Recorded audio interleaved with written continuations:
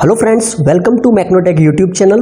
Friends, इसके जो previous दो वीडियो मैंने बनाए हैं उसमें हमने देखा कि introduction and need of balancing, then second video में हमने देखा concept of static and dynamic balancing, internal balancing and external balancing.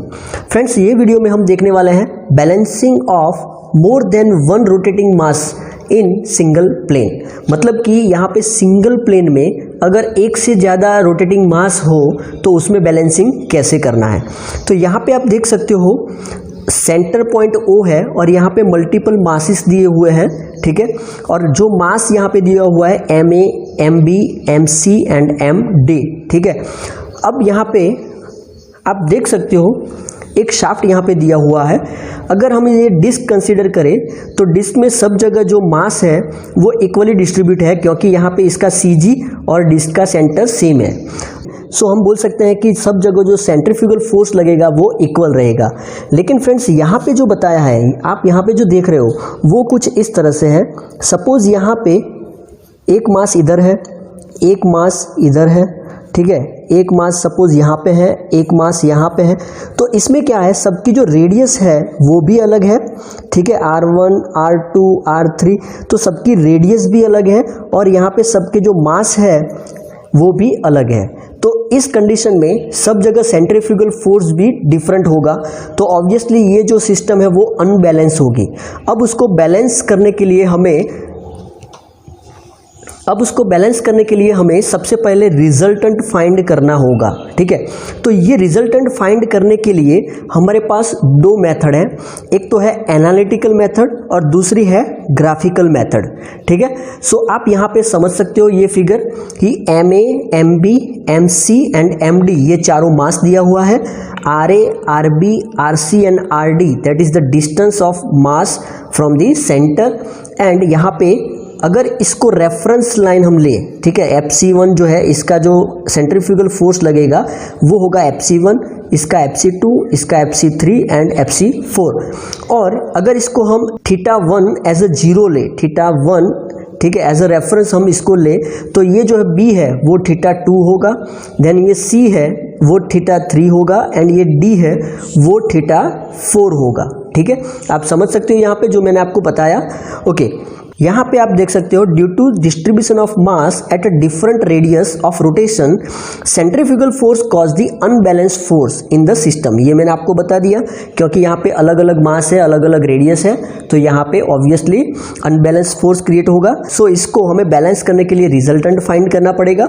और यहाँ पे दो मेथड मैंने आपको बताई, पहली तो है एनालिटिकल मेथड और दूसरी है ग्राफिकल मेथड। तो फ्रेंड्स, सबसे पहले हम ग्राफिकल मेथड देखते हैं ये वीडियो में, और इसके बाद का जो मैं वीडियो बनाने वाला हूं वो एनालिटिकल मेथड के लिए होगा, ओके। तो फ्रेंड्स, अब हम यहां पे ग्राफिकल मेथड देख रहे हैं। तो ग्राफिकल मेथड में सबसे पहले हमको ड्रॉ करना पड़ेगा स्पेस डायग्राम। तो ये जो डायग्राम है मैंने आपको ऑलरेडी समझा दिया है। यहां पे MA, RA, MB, RB, MC, RC, MD, RD ये आपको दिया हुआ है, ठीक है। और स्पेस डायग्राम ड्रॉ हो जाए उसके बाद हमें फाइंड करना पड़ेगा centrifugal force, okay. So centrifugal force जो है यहाँ पे FC is equal to M omega square R, लेकिन ओमेगा सब में सेम रहेगा, ठीक है। इसलिए हमें यहाँ पे MR कंसीडर करना है। तो यहाँ पे जो सेंट्रीफ्यूगल फोर्स जो है फर्स्ट का वो हम लेंगे MARA, ठीक है। और यहाँ पे FC2 है, इसका जो सेंट्रीफ्यूगल फोर्स जो है वो लेना है MBRB। और यहाँ पे FC3, इसका सेंट्रीफ्यूगल फोर्स होगा MCRC और इसका होगा MDRD, ओके।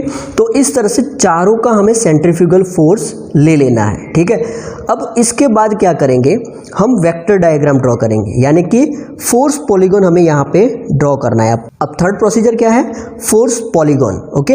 अब फोर्स पॉलीगॉन में हमें कैसे ड्रॉ करना है वो मैं आपको बताता हूँ, थोड़ा डिटेल में आप शांति से देखिएगा।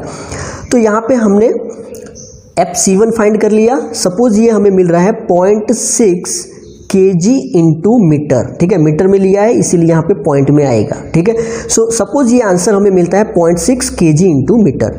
तो अब मुझे स्केल लेना पड़ेगा। सपोज यहाँ पे मैं ले लेता हूँ 1 centimetre is equal to 0.1 kg into metre, ठीक है, समझ सकते हो आप मैंने क्या लिया यहाँ पे 1 centimetre is equal to 0.1 kg into metre. तो यहाँ पे 0.6 है, तो यहाँ पे स्केल अगर लूंगा तो मैं क्या होगा यहाँ पे O से हमें स्टार्ट करना है और ये हमारा रेफरेंस है, ठीक है। तो यहाँ पे O से A लेना है और ये कितना लेना है 0.6 है, तो 0.1 इज इक्वल टू 1 सेंटीमीटर, तो यहाँ पे कितना होगा 6 सेंटीमीटर। एक्चुअली ये 0.6 kg इंटू मीटर हुआ, तो यहाँ पे आएगा हमारा पॉइंट A, ठीक है, इतना समझ में आ गया। अब यहाँ पे आप देख सकते हो θ2 दिया हुआ है और ये θ2 एंगल पे हमारा FC2 है, ठीक है। तो यहाँ पे FC2 सपोज यहाँ पे समझ लो कि 0.4 है, ये सब मैं आपको अप्रोक्सीमेटली बता रहा हूँ, ठीक है। एग्जाम्पल में हम देखेंगे डिटेल में तो आपको इजीली समझ में आ जाएगा। सपोज यहाँ पे 0.4 kg इंटू मीटर आ रहा है, ठीक है, तो उसको स्केल में कन्वर्ट करेंगे तो कितना होगा 0.4 होगा। तो यहाँ पे θ2 एंगल पे यानी कि यहाँ से जो θ2 एंगल पे मुझे यहाँ पे 4 सेंटीमीटर लेना है, ठीक है, और यहाँ पे मिलेगा मुझे B पॉइंट, ठीक है। तो यहाँ पे ये हुआ 4 सेंटीमीटर। अब ये पॉइंट से अब यहाँ पे C दिया हुआ है FC3, ठीक है, तो ये जो θ3 एंगल है इस तरह से FC3 लेना है, ठीक है। तो मैंने ले लिया ये, सपोज इसका आ रहा है 0.8, तो यहाँ पे कितना होगा 8 सेंटीमीटर, ठीक है। तो यहाँ पे मिलेगा मुझे C पॉइंट। क्लियर है इतना? तो ये जो एंगल होगा हमारा वो कितना होगा, यहाँ पे ये θ3 होगा, यहाँ पे ये होगा θ2 और θ1 जो है वो हमने यहाँ पे रेफरेंस लिया है इसलिए वो 0 होगा।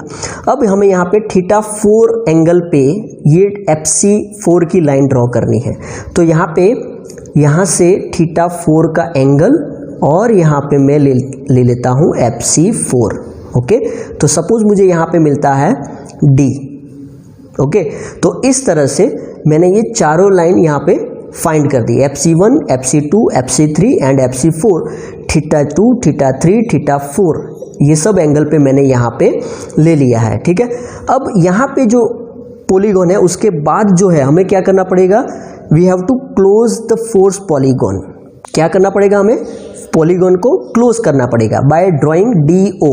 तो यहाँ पे इसको हमने क्या किया, क्लोज कर दिया है, ठीक है। तो ये क्या हुआ, ये हमारा रिजल्टेंट हुआ R, ठीक है। अब ये जो रिजल्टेंट का जो एंगल है, ठीक है, θR में यहाँ पे ले लेता हूँ, तो ये एंगल पे सपोज मैं यहाँ पे रिजल्टेंट R ले लेता हूँ, ओके। तो यहाँ पे मैंने रिजल्टेंट ले लिया। अब हमें रिजल्टेंट से अपोजिट लेना है, जो भी मास और रेडियस लेना है वो रिजल्टेंट से अपोजिट लेना है, तभी हम उसको बैलेंस कर सकेंगे फ्रेंड्स।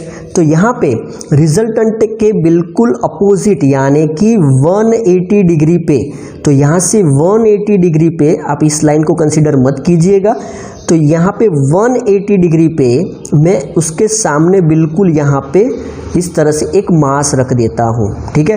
तो यहाँ पे आपको रेडियस दी होगी, ठीक है, रिजल्टेंट की रेडियस आपको दी होगी, तो उससे आपको मास फाइंड करना है, ठीक है। और अगर मास दिया होगा तो रेडियस फाइंड करनी है, तो ये दोनों में से एक दिया होगा और एक आपको फाइंड करना है।